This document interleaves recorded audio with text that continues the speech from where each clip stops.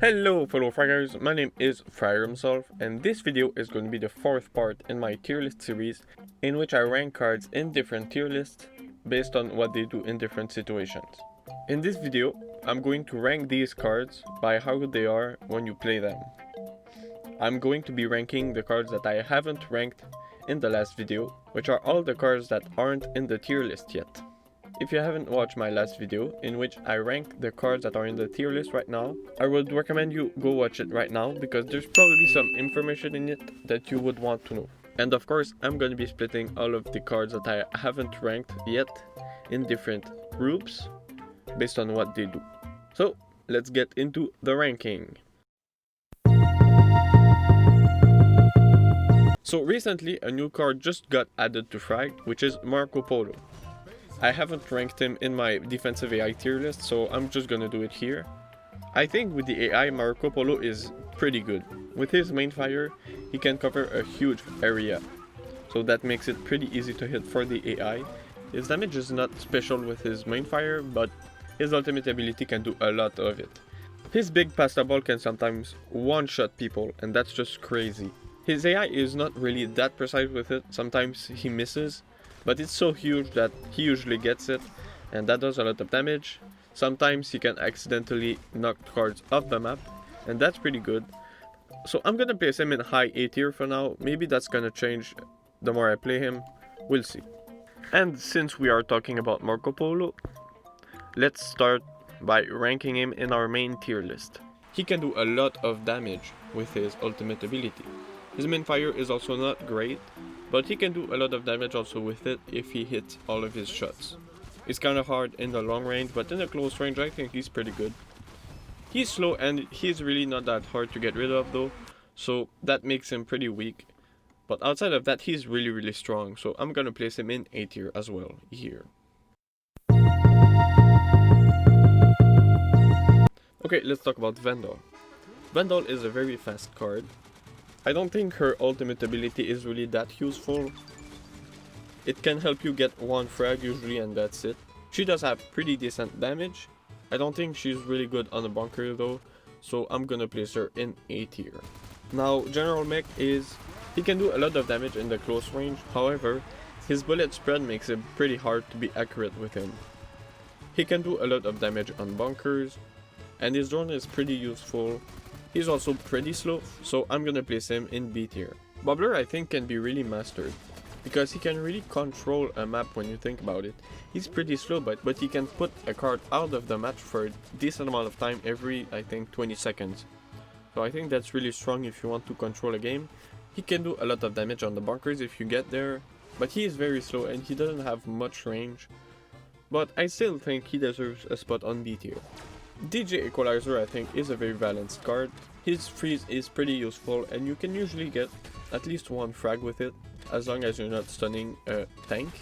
He also has long range and okay damage at long ranges, but he's nothing too crazy, so I'm gonna place him in B tier as well. Snipers are usually very bad when you have to play them. Let's go over Longshot, Captain Polar, Eagle Eye and Vlad at the same time. They all have pretty bad damage, but these cards really have to stay in the long ranges because in the close range they usually don't have a chance. I think that Captain Polar and Eagle Eye are a little bit better in the close range, but they are all slow and not tanky at all, so I'm going to put Vlad and Longshot at E tier, and Captain Polar and Eagle Eye at D tier. Now Poca and Virus. I think those two cards work in pretty similar ways. They're both pretty fast and can do a lot of damage in the long ranges. They're also pretty decent in the short ranges because they have an ultimate ability that can get them out of this situation.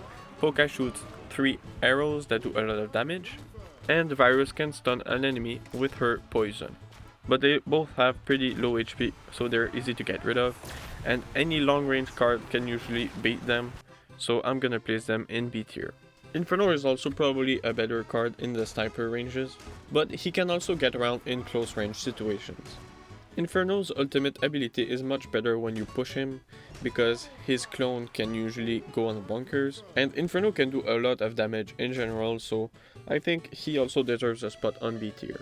Megalodon is probably similar to Inferno. He's also pretty good in the short ranges because he has a lot of damage. His ultimate ability is also much better than any other sniper because he can do a ton of damage just around him.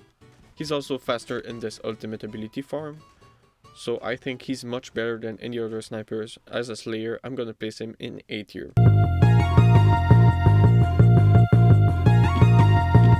Now, the defense only cards, I think they are defense only because they're probably just useful as defense. Take for example Bot Mama. Bot Mama has a pretty bad main fire. She's usually used for her bots, but her bots don't really attack, they just stay in the defense. So if you try to push Bot Mama, her bots are just gonna come back and she's just gonna be a waste of air in the offense because her main fire is trash.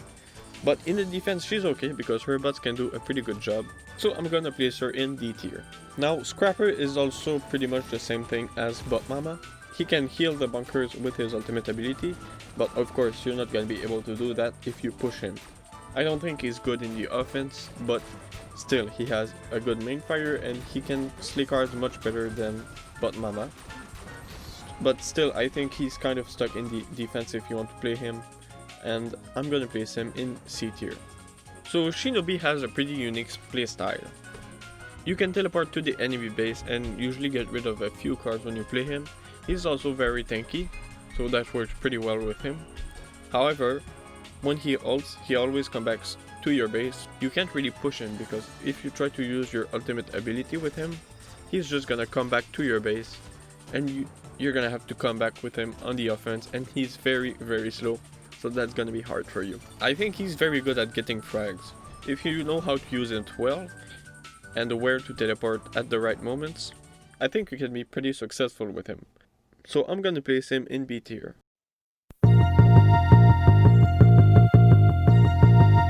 Okay, Hannibal. Hannibal is pretty damn tanky, but he is very slow. He's only good in the close range, so you can usually get outranged by any other card in the game. Since he only does damage in the close range, he has to catch up to opponents, but most of them are faster than him. He doesn't do that much bunker damage because of his recent nerf, so I think Hannibal is just gonna be a B tier in the Slayer category. But if you compare Hannibal to Ronin, I think Ronin is much better. First of all, he's faster and he can do more damage, so he's gonna be much more successful when you try to get frags with him. He still has the same problem that he can get outranged by most cards. If you get him to the enemy base, it's gonna be very hard to get rid of him because he's very fast and he can get a lot of kills in the close range. So I think for that reason he's gonna be an A tier for me. Let's go to Gigagoo. I understand that Gigagoo is probably not a really close range slayer. I just think the best way to get frags with him is with his ultimate ability, and for that you need to be very close to other cards. He can do decent damage with it, but it's pretty hard to hit. He's also surprisingly fast and he's pretty good on the bunker because of his high damage, so I think he deserves a spot on A tier, but still low A tier.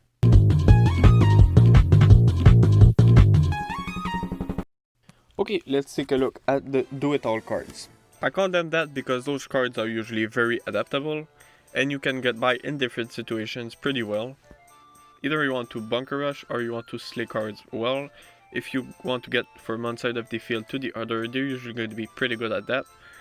So let's take for example Andro. Andromeda is probably the most consistent card in the game. She has very good damage, good speed, she has also splash damage, and she's agile. It's very easy to get frags with her because of her splash damage. I think she's a very good one-on-one card, so that's why I'm gonna place her in S tier. Hakuryu is also a very good card. He has good damage and with his ultimate ability he can completely melt a bunker in seconds. He's crazy. He's also pretty reliable because with his ultimate ability you can usually adapt to different situations, decide when you want to boost yourself or not. So yeah, he's good at fragging, he's good at bunker rushing. And Duncan has also very good damage. He's also similar to Andromeda, but I think he's even more reliable because he can get more frags with his ultimate ability that freezes opponents. So I think Duncan is better than Andromeda. I'm gonna place him in high S tier. Crow is probably a worse version of Duncan. He's not as fast and he doesn't do as much damage, but his ultimate ability is very good if you want to stay alive in the offense. So that's either when you want to bunker rush and do a B2B playstyle, or if you want to keep your push alive. It's a very adaptable ability, so I'm gonna place him in S tier as well with Ollie. Now Hunter, I've said before that I think Hunter is very similar to Hakuryu, but in this case the only difference with him is that his ultimate ability is different. With his ultimate ability he can get a lot of frags to cards that stay close together. I think Hunter is really just a solid card. He can do a lot of damage and he's pretty adaptable with his ultimate ability. It's also a very good escape option, so I'm gonna place him in S tier. Tank Bot is probably a very underrated card and he's pretty much forgotten now, which is sad because he's fast, he's tanky, he has good damage, he can choose when to use his ultimate ability, which is a very good escape option because he gets faster and he can do more damage, and he's also more tanky, so he's good on bunkers and he's also good at fragging cards because of his long range. So I'm gonna place him in S tier as well. So Lord VR I think is a very underrated card. He can usually just copy a very high damage card for frags sometimes, or maybe a base rusher to rush the bunkers, and he can do a lot of damage because how his ultimate ability works is that he copies an opponent's main fire plus a 65% buff on the damage. So that's really strong in some cases. I'm gonna place him in A tier because he's not really that consistent with it, unfortunately. So Lollipop is a pretty much an identical version of Andro, except she shoots faster and she has less damage than her. I think she's pretty much the same thing. She has a lot of damage, she has splash damage also. She's pretty fast, and her ultimate ability I think is even better because she can knock cards off the map with it. So I'm gonna place her in S tier as well. And now we are going to talk about one of my favorite cards right now, which is Archon. First of all, Archon has a very good damage output and a very good range. He's similar to ADs in that capacity, but he has even more damage and a headshot boost. His speed is not that great, but his ultimate ability and his long range makes him able to not be fast and still be very good. So first of all, his ultimate ability makes him able to go in the air, and he's pretty hard to hit when he's in the air. He can also do damage to the cards that are around him and pretty far away from him when he's in the air. And I think he's a very consistent card, and he's very good since they buffed his fire rate by 20%.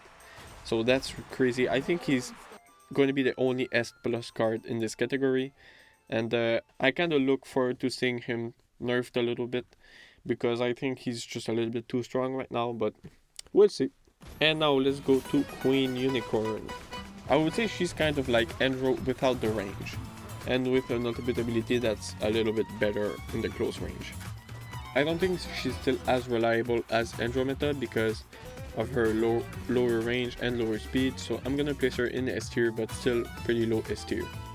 And for our last do-it-all card, I'm gonna talk about Medusa.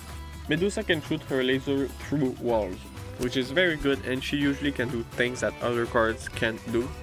So for example, she can shoot a bunker through a wall, and that's very annoying when you play against her. Her damage is okay. Her shield is probably the best escape option in the game because she can still frag cards that are around her when she's in the shield.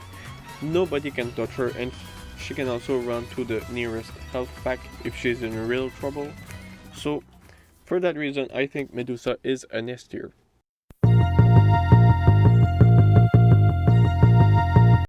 Okay, now let's take a look at the cards that you should try to play in the long ranges.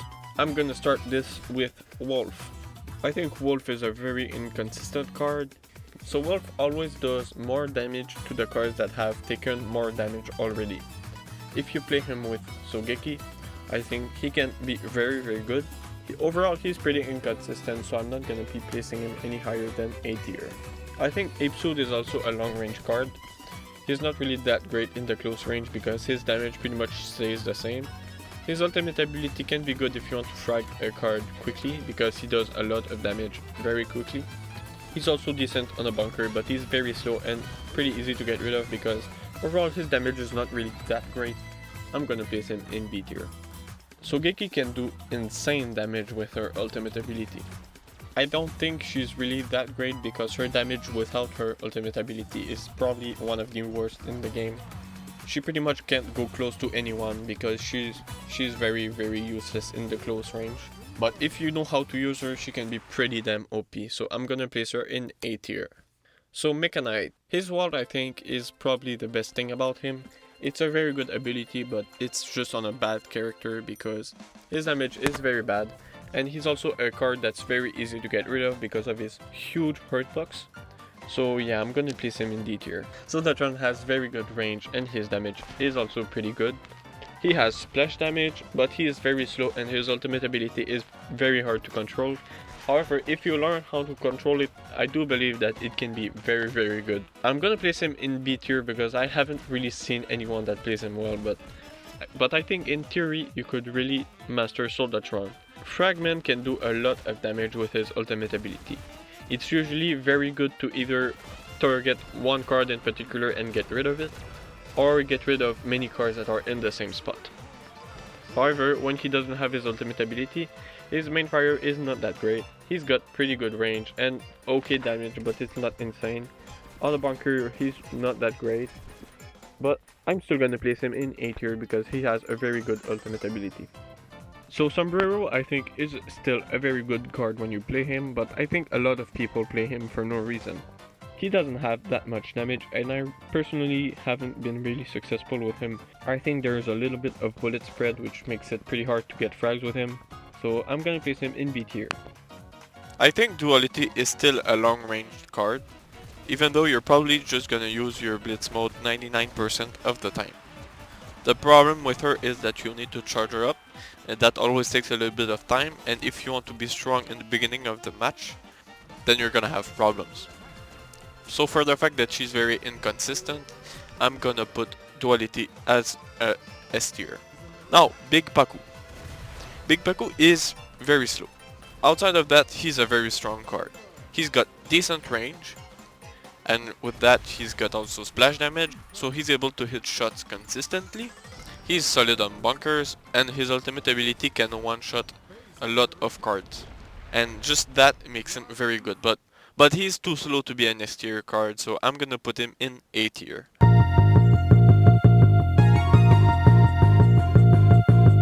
Now let's take a look at mobile cards. So those are the cards that are going to be able to move around in the map and sort of control the game just by the fact that they can move very well.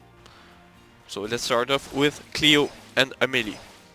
Those two cards can move very well.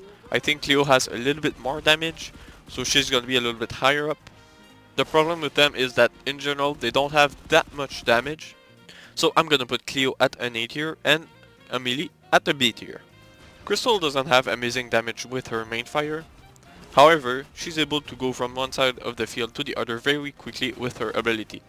She's also able to free someone, and that usually leads to a kill when she lands with her ultimate ability. However, it takes a long time to charge up, so it's not very consistent.